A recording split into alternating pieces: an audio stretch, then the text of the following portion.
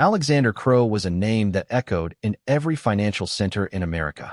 His empire stretched from New York to Singapore. Hotels, corporations, funds, media. He was a man accustomed to controlling everything, even chaos. But that morning he woke up to a call that interrupted his usual course of life. "Mr. Crowe, this is the FBI. We must inform you that your partner and longtime friend, Richard Howland, has disappeared. But before he disappeared, he gave us documents. They concern the financial machinations of your corporation." His body seemed to go limp. The room was in the morning twilight. The luxurious curtains filtered the light, but even that seemed cold. "What machinations?" The voice was calm, but inside he was shaking. "We will meet in person. Prepare to investigate." The phone fell from his hands. Crowe looked at the mirror opposite. There he stood, perfectly dressed, his eyes cold, but now a shadow of doubt lurked deep in the reflection. Later that day, he learned more. The media had already picked up on the scandal. The headlines screamed, "The Crowe Empire built on lies?" His own daughter, Alice, called him, her voice trembling. "Dad, is it true? They say you stole money, that all our assets are filth." "No, Alice. You know me. It's a lie, a setup."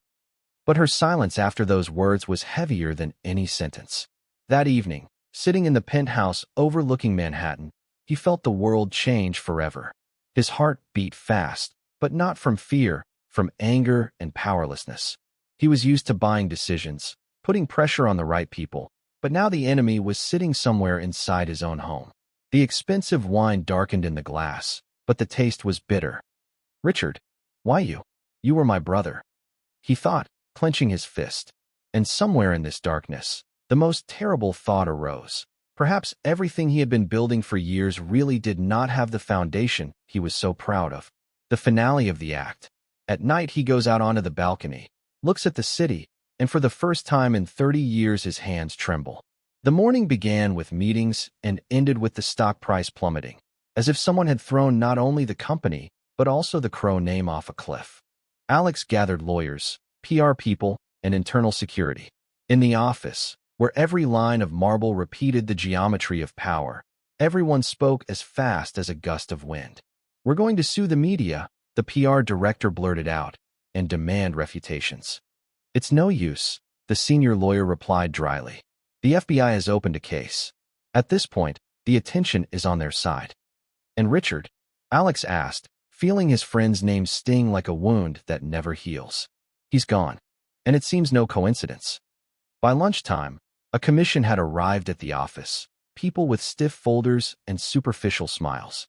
They walked through the corridors, where the walls were hung with photographs of discoveries, investments, awards, a demonstration of life before the Inquisition. Later, the former partners appeared, those who had called him a genius the day before yesterday. They gave interviews on the stairs, like actors who had suddenly won the leading roles. "We always suspected. We had questions. We were worried about ethics." In the evening, Alice called. "Dad, journalists are writing to me. They demand comments. They say that the Heart of the City Fund is just a front for withdrawing money." "That's a lie," he almost shouted. "But there are documents. And your signatures." He fell silent. Signatures. Over the past few years, he had signed thousands of pages, trusting people and machines, delegating speed instead of doubt. The thought gripped him more and more. What if I was blind in my own palace? The next day, an emergency board meeting was held. Soren Weil, the CFO with an impeccable reputation and eyes that only showed numbers, spoke confidently. "Alexander, we have to think about the company. You are temporarily suspended. We need a new leader to stabilize it." "Temporarily?" Alex smiled bitterly. "My company or yours?" "A company of shareholders," Weil replied coldly. While the vote was being taken, the phone rang again. The FBI was freezing the accounts. The press was stretching every quote. His ex-wife had sent a message. "Alice will live with me. For her safety." As Alex was leaving the room, someone put a cardboard box in his hands, small items from his office, like in a bad movie about the end of his career. Inside was an old silver wristwatch, a gift from Richard. On the back, engraved, "For the time we will not betray." He squeezed the watch so hard that the metal edges dug into his skin. He walked home, and the city that had been his stage yesterday was now like a labyrinth with no exit. The door to the penthouse opened, revealing the traces of a search. Overturned drawers, torn envelopes, emptiness where the awards had stood. A folder of copies had been left on the kitchen table.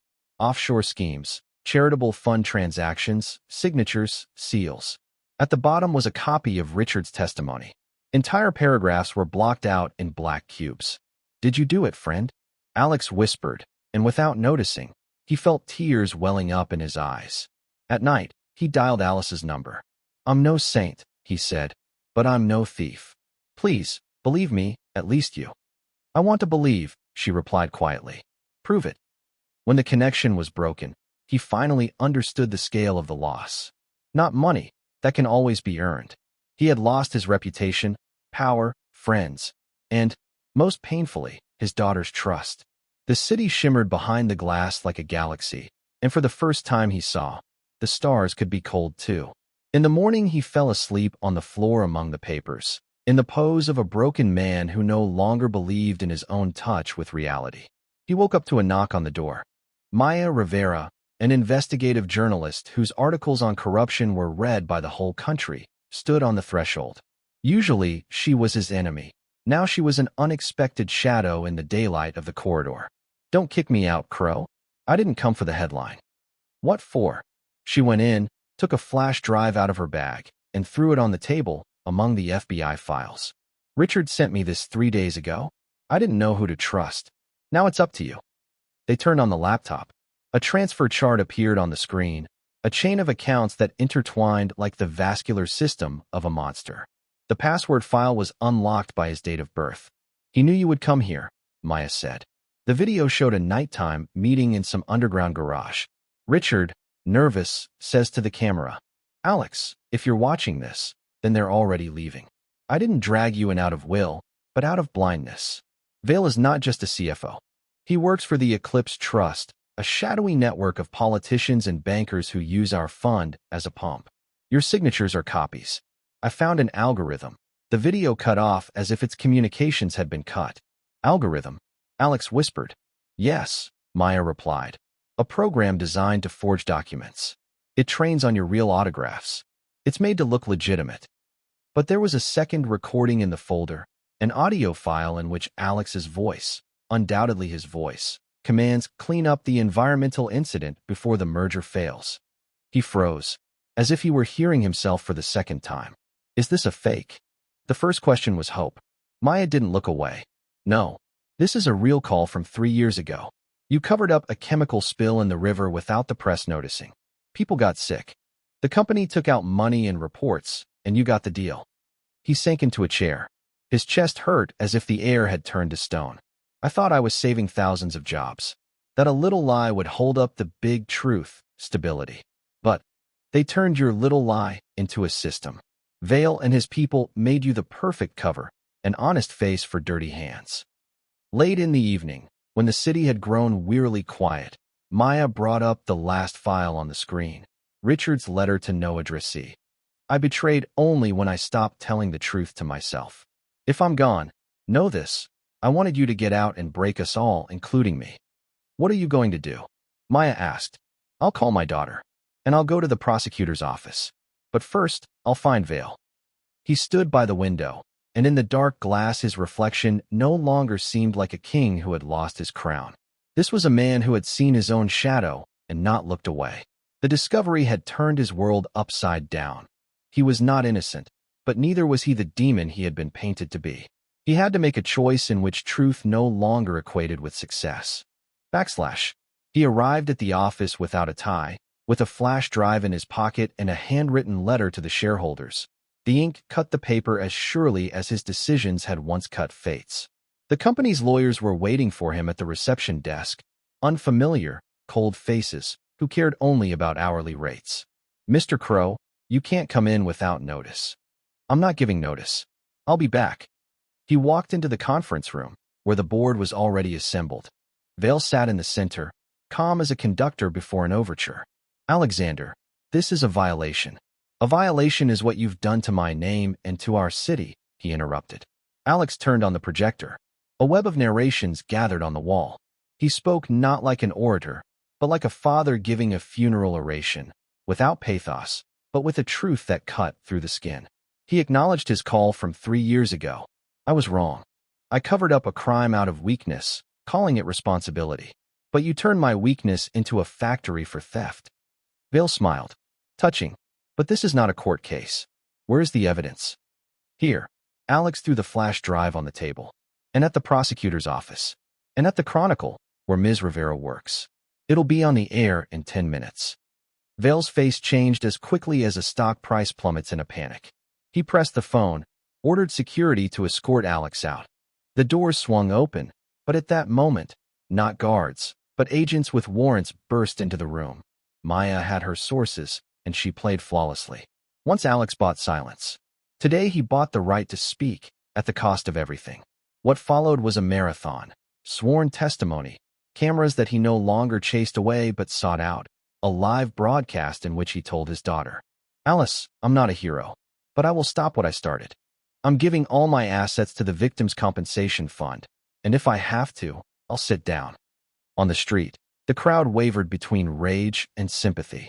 A man with a sign shouted, You're dirt. A woman with a stroller whispered, Thank you for your honesty. Alex walked through the avalanche of emotions like through the rain, without stopping. The stubbornness born of remorse was growing in him. In the final interrogation, he met Vale face to face. The latter tried to smile, but his smile cracked. Do you think you won? This city loves money more than the truth. Maybe, Alex replied. But today I saw one person change the equation. And I'm not alone. At that moment, the prosecutor turned on the audio that Richard had left. I testify against Vale. If I'm not there, know this. I wanted to save Alex from both of us. The room fell silent, as if everyone was holding their breath at the same time. It was a climax, not an explosion, but a collective sigh that outweighed years of lies. All or nothing? Alex asked himself as he signed a cooperation agreement with the prosecutor's office, giving up a controlling stake, a penthouse, a past. Everything for the sake of what finally matters. He answered himself and handed over the keys. Autumn in New York smells of rain and hot coffee in paper cups. Alex stood on the waterfront, holding the same watch that Richard had. Time passed, and each blow to his ribs was a reminder. You can't buy the past, but you can pay for it here and now. He was given probation and banned from executive positions. His fortune was dissolved in a compensation fund now headed by people who had never worn a $1 million watch. Alice approached the sea, as timidly as she did on the first day of summer. You've changed, she said. I've started telling the truth. I've learned to listen to silence. Can you buy back the past? No, but you can pay until the pain is less than the love. They sat on a cold bench. Alex told her how he visited the victims of that long-ago spill. How he helps a small clinic where doctors write not just prescriptions, but also hope. How Maya, now not just his critic, but his ally, writes weekly reports on the transparency of the new foundation. He wasn't poor. He still had skills, a voice, experience. But for the first time, he didn't measure himself in money. Is truth more important than success? Alice asked. He thought about it. The water breathed slowly before them, each wave erasing lines in the sand the way time erases self-confidence. Truth is not a substitute for success. It is a different currency. It makes success human. Without it, success is just noise in an empty room. As they stood up, a man in a shabby jacket approached Alex. My brother worked in that factory. He's sick. You came to see us. No cameras.